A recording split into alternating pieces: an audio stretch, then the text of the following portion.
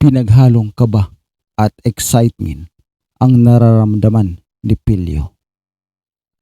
Dahan-dahan siyang lumapit sa nakahiga na walang kaalam-alam sa kanyang binabalak. Hinawakan niya ang tuhod ng kanyang tita.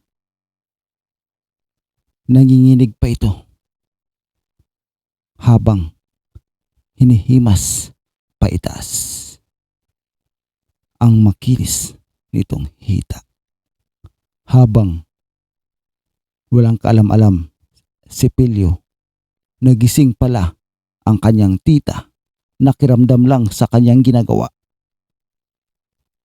At hindi rin maipaliwanag sa sarili nito na gusto rin niya ang ginagawa ni Pilyo.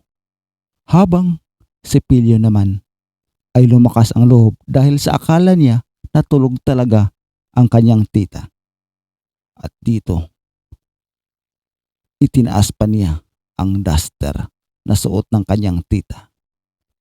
Habang ito ay tulog na mahimbing sa inakala niya. Tumambad sa kanyang mata, tumambad sa kanyang paningin ang malabundukin na tanawin. Maputi, makinis, mabango. At dinama-dama niya, inamoy-amoy. Iningudgud niya ang kanyang ilong na tila ba parang nanggigigil ito. Yung tipong akala mo yung sa tuta, yung hinihalik-halikan mo yung tuta, ganon ang ginagawa niya.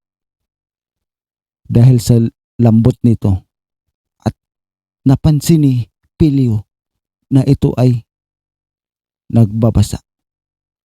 Basa ito.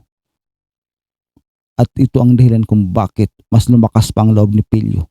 Dahil sa isip-isip niya, nagustuhan ng kanyang tita ang kanyang ginagawa. At dito, hinawi niya ang puting tila na nakatakip sa langit na kanyang inaasam-asam. Hinawi niya ito at dito niya nakita ang pisngi ng langit. Ang pisngi ng langit na maputi, makinis at mamula-mula.